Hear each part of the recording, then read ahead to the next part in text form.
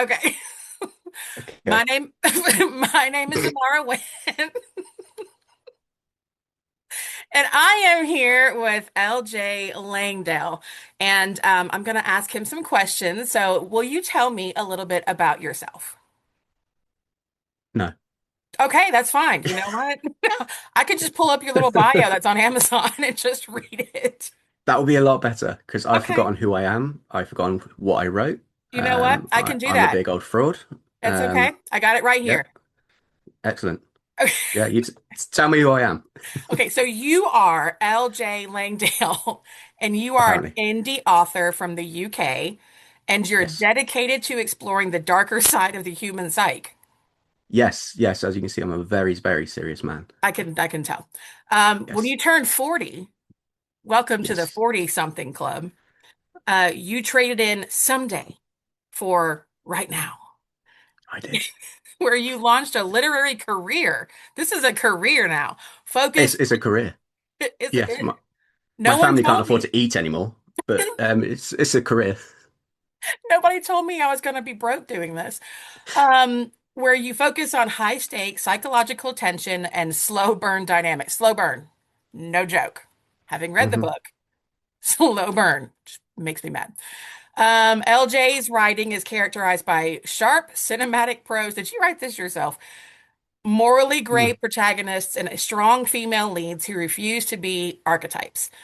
Fascinated by behavioral science, is that true? Yeah, sure.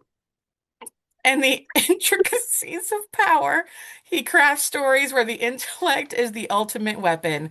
His debut novel, Sir, is available now. I have read it.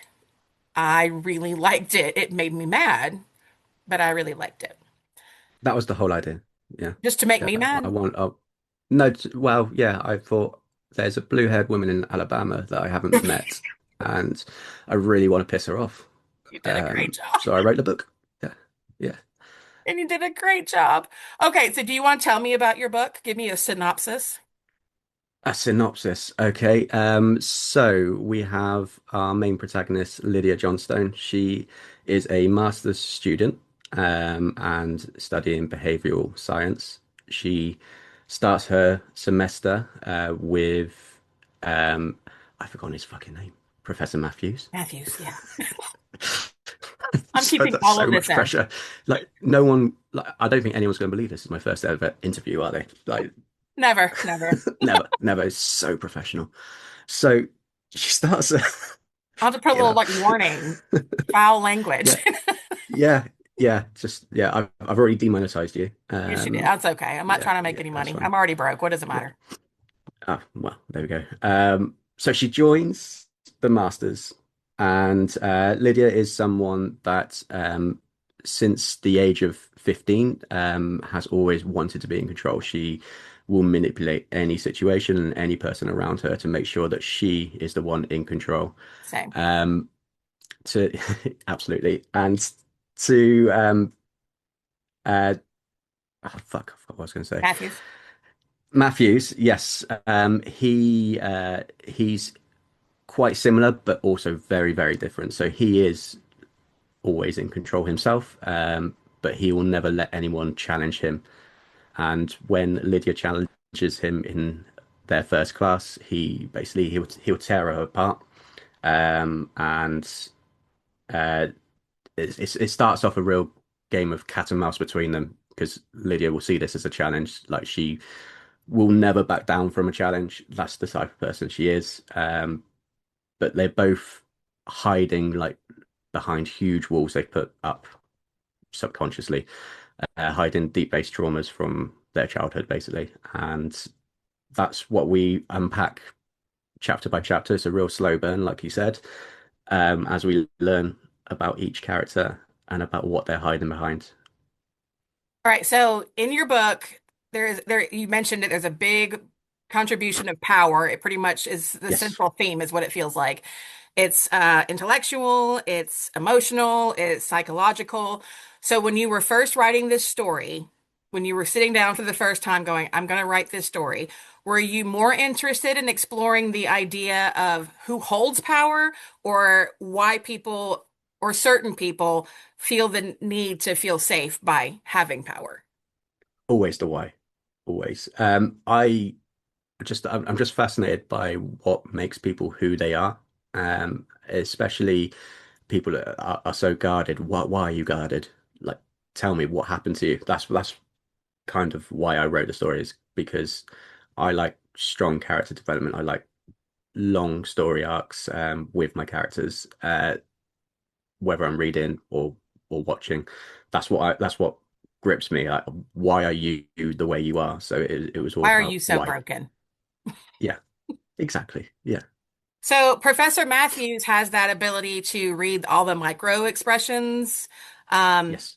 it is fascinating. It's a little bit disturbing for me, Yes. because I don't like to be seen. So what drew you to the idea of having a character who could see everybody's truth?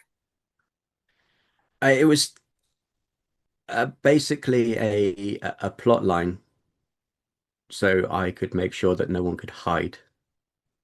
It was That is an honest lazy answer. writing at its most pure. Just laziness. Got it. Yeah, just pure absolute laziness to write that person. Yeah, yeah. That's a Read my book. terrible answer. Okay, It's the well, worst let's answer not I could talk possibly about give. him since he's lazy. Okay, He's well, how come he can't really see the truth of the one person that really seems to matter to him then? I think that with Lydia, he can see when she's being deceptive. He can see when she's being manipulative.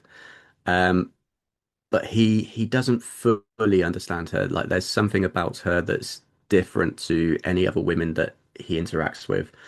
Um, he always knows almost always knows what a woman wants, what they crave. But with Lydia, the way that she is guarded, the way that she tries to assert power herself, I think that intrigues him, and I think that's what brings him closer to her orbit. And he wants to know more about this person that's so different to anyone else he's had any interactions with before. What a better answer That's a better answer, yeah. And I just thought of that on the spot as as well. Like opposed to I it was might just actually be, lazy. yeah, just. Okay. Yeah, I mean, the reason why I said that is because It when is a when nice I first plot started, tool. It yeah, is a good when plot I first started, it was always Lydia's story, and Matthews originally he was an antagonist when I in my first draft, which is just terrible. He was the antagonist the whole way through. He was just a really bad guy, I mean, is he a great and guy now?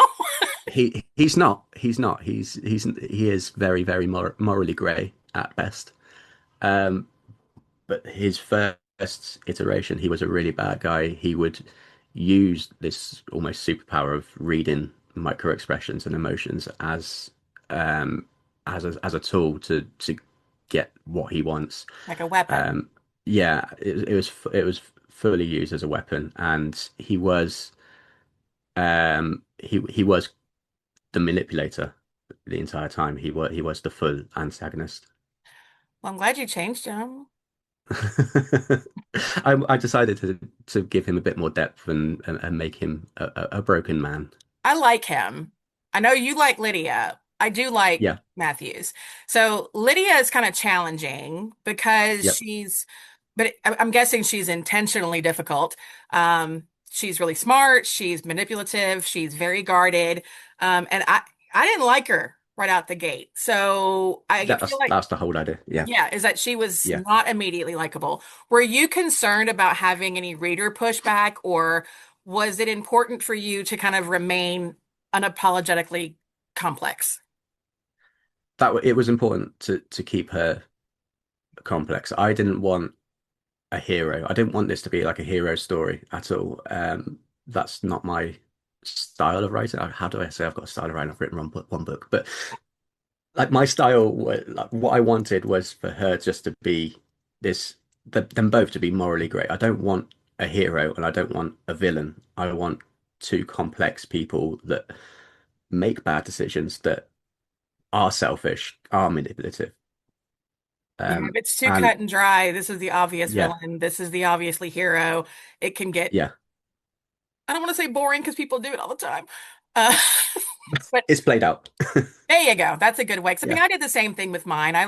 None of mine are perfect, and I prefer no, it that way yeah, they're much more interesting to me. Like and more you get to know realistic. them as yeah, you get to know them as real people. Yeah.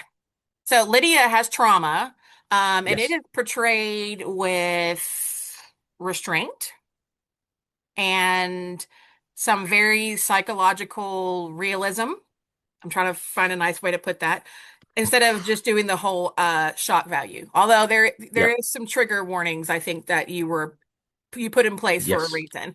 How did yeah. you approach writing her PTSD in a way that felt honest, but also not reducing her as a character? So I so the book itself, I am British, obviously. If you can't tell by the accent, What? I know it's crazy. Shit.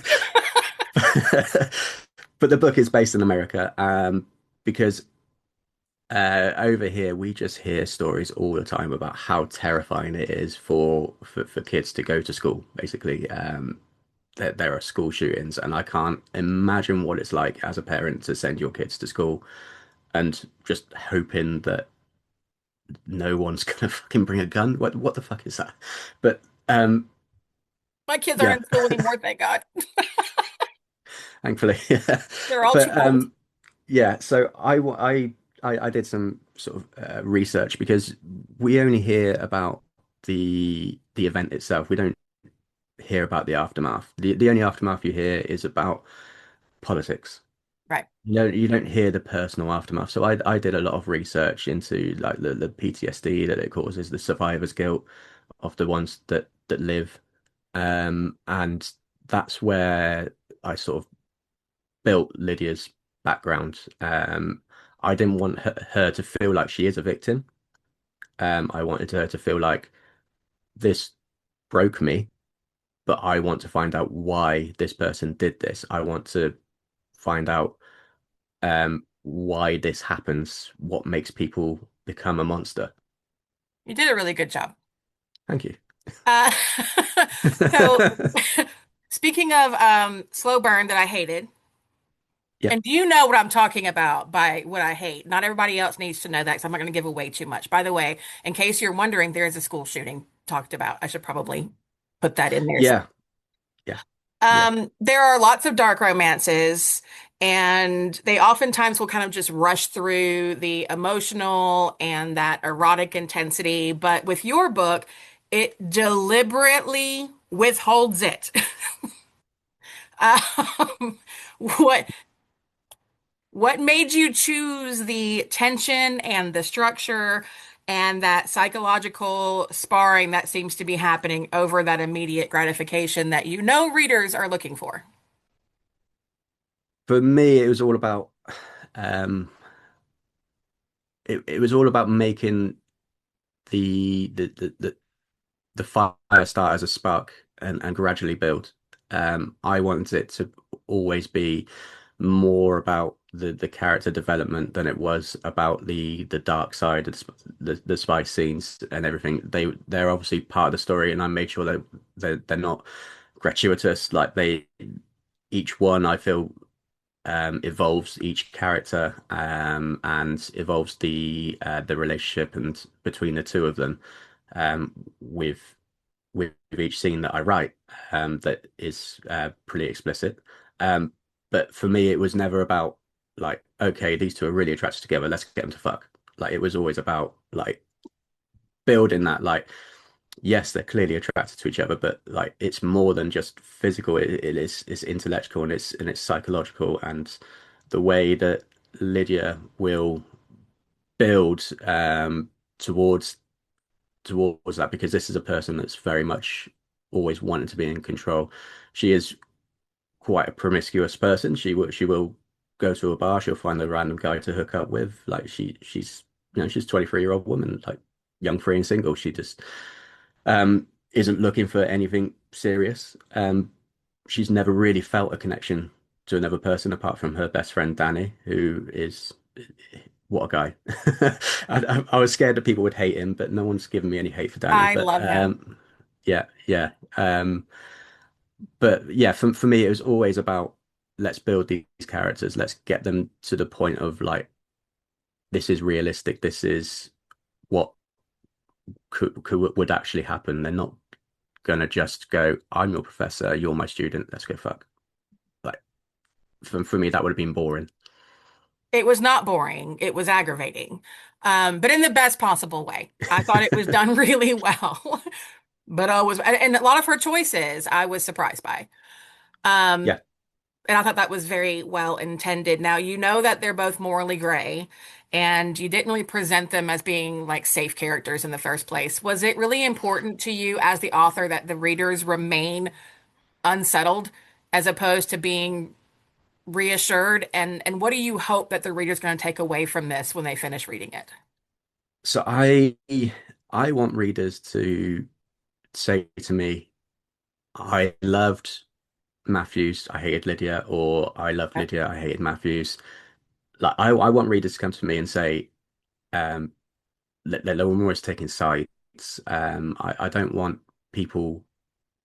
I guess it would be cool if they rooted for them, but I also like the fact that everyone's going to have a different opinion on the book because um, you loved Matthews, but I've had someone message me they loved the book, but they didn't like Matthews. They didn't like Lydia I didn't like Lydia. getting being involved with Matthews. They identified with Lydia as a person, and they wanted to root for Lydia to be um not more independent because she is fiercely independent, but they didn't feel like she needed Matthews as much as the book portrayed, even though they loved the book. I hope I'm not underselling the book there, but I get it because you want, I yeah, mean, if you're trying to depict a strong, independent woman, you want her to remain the strong, independent absolutely, woman, but that's not always the case. yeah, yeah, I didn't, yeah. okay, So I keep saying I hated Lydia. I didn't hate her. I just hadn't, but you didn't make her likable on purpose. no, yeah, yeah. Neither of them are 100% likable, and No, that's the way they're not, I will keep except it. Yeah, Danny. yeah.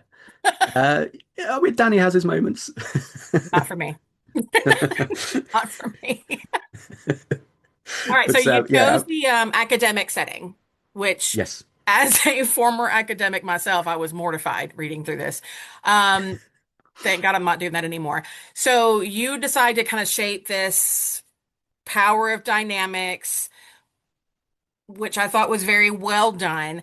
What academia, how do I word this? Take your time. I'm gonna have to. Okay. Nothing like that air on an interview.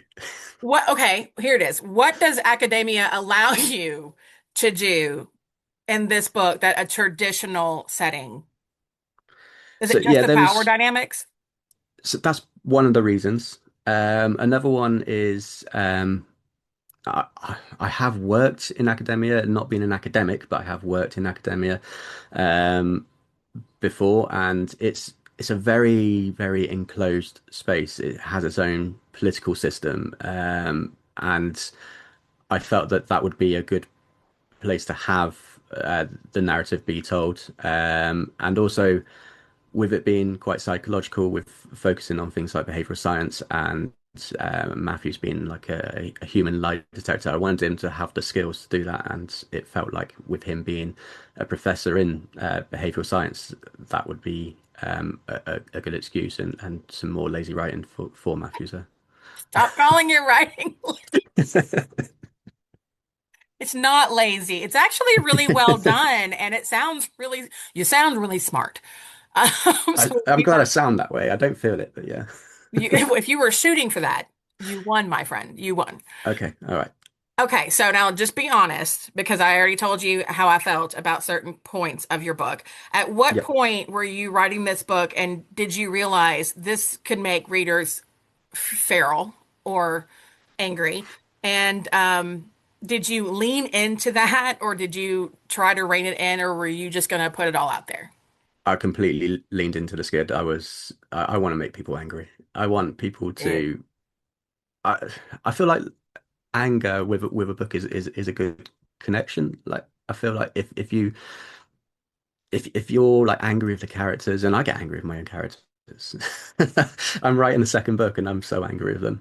But when you get angry with them, then you feel that connection. That there is you've formed that connection. When you're just cheering them on, I feel like they become more forgettable. But when you're angry with them, you remember that, you hold on to that a lot more. That's actually smart because I was thinking about your book this morning and I was like, the reason why I can't let it go is because I'm so angry at them. So that's I think that's actually a really good thing that most people don't do. They usually want like to wrap it up in a happily ever after, and you just kind of leaned into chaos. Yeah, yeah, chaos is more interesting than happy ever after. Yeah, I agree. I leaned into Yeah. happily ever after, but that's okay. I Um, don't spoilers. Oh I'm yeah, you only haven't on chapter finished it 10. yet because Lord knows he's had it forever. All right. So you're writing a sequel. Yes. It's called Mine Yes. without giving spoilers because you're not done with it yet. Can you tell us how the themes of control and consent and identity of the characters will evolve in mind? And are the readers going to actually get more answers? Are they going to be walking away with more questions? They will get answers. They will have more questions for sure. Um, I don't want to give away too much because that will give away what happens with them in the first book. What I will say is that the dynamic gets turned on its head somewhat. Um, the opening chapters are a lot more fast-paced than almost the entirety of what Sir was. But there will be fireworks to start off with. This won't be this will move in a different direction to what you're expecting from the end of the first book. How many books are you planning on writing? And this is obviously a series. Yeah, so I'm planning on three, um, but I don't know what's going to happen in the third book yet because the type of writer I am is I will plan an arc for a book and then rarely stick to it. Um, Okay. as I write each chapter, I'm like, oh, actually, no, I want to take this in a different direction. So there will be three books. I have an end in mind for both characters, but also I'm planning on at least two novella to go with it. Both be prequels, one centering on Lydia, one centering on Matthews. Ooh. So we get to know a little bit more about them before the events of Sir happens. Um, when they'll be out, I don't know. But yeah, so at the very least, there will be the three books and the two novella. There may be a Danny novella as well because I really like that character. Okay, so tell me one thing before we wrap this up. What is the hardest part about being an indie author? Uh, Getting people to read my book. Yeah. The writing is easy. No one warns So you, do they?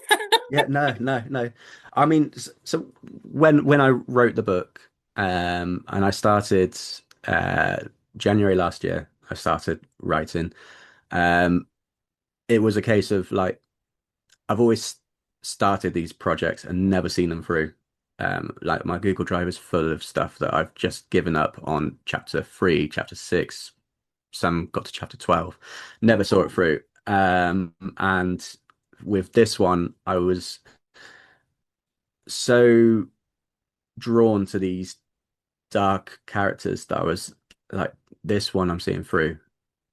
If no one else reads it, that doesn't matter. If it's a piece of shit and I don't like it, it doesn't matter. As long as I finish it, that's the first goal.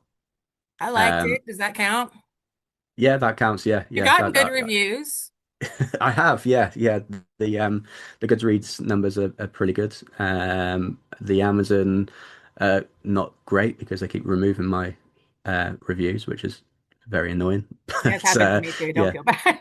yeah. But yeah. Check out the reviews on Goodreads. They are. I'm really proud of how people have connected with the book, and have messaged me afterwards and absolutely loved it. Um, but yeah, going back to the hardest part is yeah, getting that first draft, getting that done was tough. But once I crossed that barrier, draft two, draft three, done, sending it off to an editor for them to look over it, uh, having it come back, draft four done, and then draft five, where I've sort of trained myself to be not a proofreader, but to make sure that it looks well formatted, killed all the grammatical errors and all the spelling mistakes. I mean, I had to learn to. I don't know why I did it, but I typed in American English instead of British because I figured it's set in America, so I might as well type in American. I'm not So gonna lie, I wouldn't have known that you were British by reading it. yeah, and You did that's good. yeah, that's good. Yeah, because yeah, a lot of friends and family have like sort of they've looked at the book and it's like, well, why have you written in American? I'm like, Because it they're in was set in America. America. Yeah, they're in America. It made sense in my head.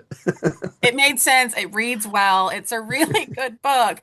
Where can we buy it? We can only buy on Amazon at the moment. We are on Kindle Unlimited, so you can read it for free if you have a Kindle Unlimited account. If not, it's available to download on Kindle for I don't know, $3.99 possibly. I think it is. Um, and it's also available on paperback from Amazon. Well, that's exciting. I want a signed copy. You will get one. Okay, good. We'll do a trade. We'll Okay. send signed copies across the pond. This wasn't so painful, was it? No, there was yeah. I think I eased into it. Yeah, Yeah, you did good. yeah, yeah. You're a good host. Oh, thanks. Yeah, yeah. I think I'm terrible at this, and I'm afraid to do it with anybody else because I'm afraid they're going to be like, well, those were the stupidest questions. No, no. The questions were fine. The answers were stupid and very No, blustery. your answers were perfect. Nobody knows your characters better than you do. Yeah, yeah, yeah. Apart from I just said my main character's lazy, but yeah, whatever. Well, that you wrote him that way. Yeah, That that's was a true. personal choice. Yeah. So when I finish your book, that means I get to interview you. Sure. If Yeah. you ever finish my book. I'm getting there. I'm getting there. I'm glad I waited till now to read it. Um, I can't remember why I had an answer for that, but I know that reading it now, um, your style of writing, it reads like, and this is a compliment, but it reads like a sitcom. Like I can picture Sydney in this like bright American sitcom like Friends or How I Met Your Mother. Like it reads like she's a protagonist you really root for because she is imperfect and like she's such a great uh she's such a great character and she's introverted, she's racked with self-doubt and like I immediately connected with her. You say that, but you're only on chat.